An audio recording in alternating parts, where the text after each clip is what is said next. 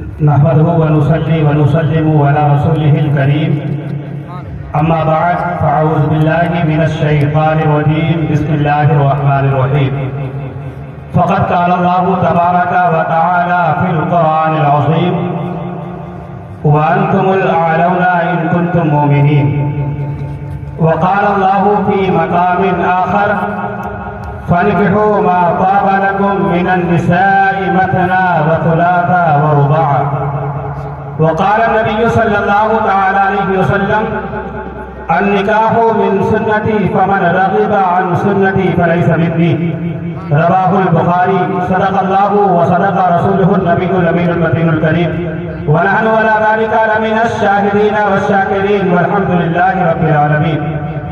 حضرات محترم سر شام سے لے کر اب تک آپ حضرات نے بہترین مداخہ سے بہترین آواز میں نعت نبی اور منقبت سماعت کی.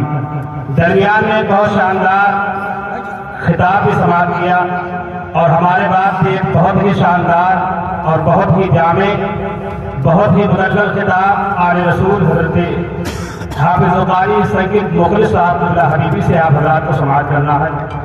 میں زیادہ دیر آپ حضرات کے درمیان نہیں رہوں گا.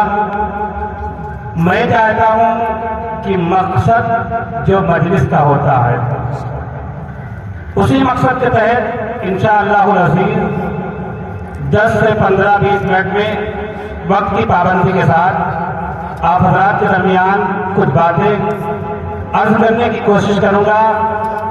امام اہل سنت ہم سنیوں کی جان امام احمد رضا خان فاضل بریلوی علیہ الرحمہ فرماتے ہیں ان کی مہک نے دل کے غنچے کھلا دیے ہیں. ان کی مہک نے دل کے غنچے کھلا دیے ہیں. جس راہ چل دیے ہیں کوچے بسا دیے ہیں. اور یا رسول اللہ علیہ السلام آنے دو یا ڈبو دو اب تو تمہاری جانب. آنے دو یا ڈبو دو اب تو تمہاری جانب. کشتی تمہیں پہ چھوڑی لنگر اٹھا دیے ہیں. اور اللہ کیا جہنم اب بھی نہ سرد ہوگا. اللہ کیا جہنم اب بھی نہ سرد ہوگا. رو رو کے مصطفیٰ نے دریا بہا دیے ہیں. رو رو کے مصطفیٰ نے دریا بہا دیے ہیں. ملک سخن کی شاہی تم کو رضا مسلم. ملک سخن کی شاہی تم کو رضا مسلم. جس سمت آ گئے ہو سکے بٹھا دیے ہیں. جس سمت آ گئے ہو سکے بٹھا دیے. حضرات محترم جی لگا کر کے درود پاک پڑھیں. اللہم صلی علی سیدنا و مولانا محمد معدن الجود والکرم وآلہ وبارک وسلم صلاۃ و سلام علیک یا رسول اللہ صلی اللہ تعالی علیہ وسلم. حضرات محترم اس مجلس رسول کا اصل مقصد ہوتا ہے کہ ہمارے اور آپ کے درمیان جو برائیاں ہیں انہیں ختم کی جائے. اور جس طریقے سے اللہ رب العزت نے ہم پر قانون کو مرتب کیا اور رسول اللہ صلی اللہ علیہ وسلم کے فرمودات ہمارے سامنے مسلسل مرتب ہوئے, بندہ مومن ان پر عمل کر کر کے اپنی آخرت کو اچھی بنا لے.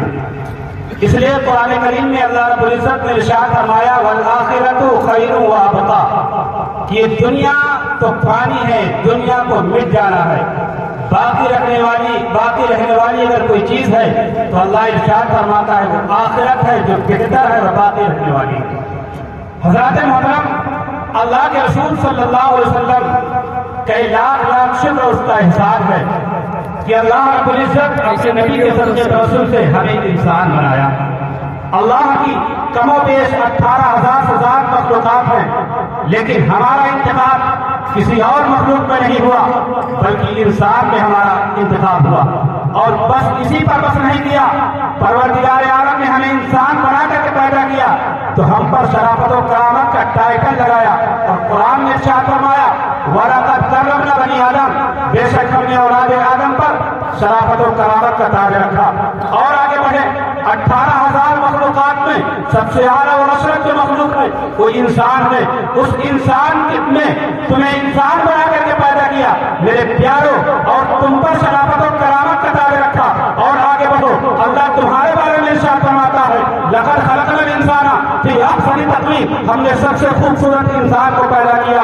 شرافت و کرامت کا تاج تمہارے سروں پر سب سے خوبصورت تم ہو. لیکن اب اپنا محاسبہ کریں किधर चले गए? हम कहाँ थे? क्या कामयाबी कहाँ है? क्या कामयाबी बाजारों में खड़े होकर के गुफ्तगू करने में है? क्या कामयाबी तो रोडों पर खड़े होकर के गैर औरतों को अपनी निगाहों से ताकने में है? अल्लाहु अकबर कबीरा। ऐ मुसलमानों, तुम्हारा वकार ये नहीं है कि तुम चौराहों पर खड़े होकर के घंटों घंटों गुफ्तगू में लगे रहो। तुम्हारा मकाम ये नहीं है, बल्कि अल्लाह ने जब तुम्हें सबसे आला बनाया तो तुम्हारे लिए इरशाद फरमाया कि मैंने इंसान को ऐसे ही नहीं पैदा किया, बल्कि इंसान को एक मकसद के तहत पैदा किया। मकसद क्या है? अल्लाह ने कुरान में इरशाद फरमाया, वमा खलक़तुल जिन्ना वल इंसा इल्ला लियअबुदून। मैंने इंसान को अपनी इबादत के लिए पैदा किया है।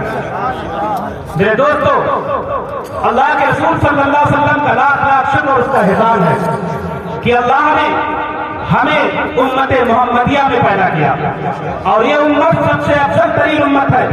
हजरत अल्लामा शामी नकल फरमाते हैं फतावा शामी के अंदर एक सवाल के तहत उसी के हाशिया में मसला है कि हजरत मूसा कलीमुल्लाह ने अल्लाह की बारगाह में इल्तिजा की थी, मौला तुझे पैगंबर बनाया, बहुत अच्छा किया, नबूवत का दर्जा सबको नहीं मिलता, लेकिन उस पर ये और शर्फ की बात थी कि हमें मोहम्मद रसूलुल्लाह की उम्मत में पैदा फरमाता। अजीज़ान मिल्लत इस्लामिया, पता चला ये सबसे शरीफ, सबसे कामिल, सबसे ताम और सबसे अकबर और सबसे अफजल उम्मत है उम्मत मोहम्मदिया। मेरे दोस्तों, सबसे अफजल उम्मत है उम्मत मोहम्मदिया। लेकिन हम कहाँ चले गए? आज जो गुनाह है, जो गुनाह मार्केटों में मिलते थे, आज जो गुनाह हमारे घरों में दाखिल हो गए हैं, बल्कि हमारे नौजवान उस गुनाहों में मुलव्वस होते हुए नजर आते हैं। ये बुराइयां कैसे दूर होगी? अल्लाह रब्बुल इज्जत ने हमें एक बहुत अच्छा दस्तूर दिया था। वो दस्तूर, वो प्लेटफॉर्म, वो निकाह का प्लेटफॉर्म है। अल्लाह के रसूल सल्लल्लाहु अलैहि वसल्लम ने इरशाद फरमाया कि जब तुम बालिग हो जाओ, आलिमों भी निकाह, तो तुम निकाह का ऐलान करो, क्योंकि अल्लाह के रसूल फरमाते हैं कि निकाह इसलिए उम्मत में रखा गया कि इससे शर्मगाहों की हिफाजत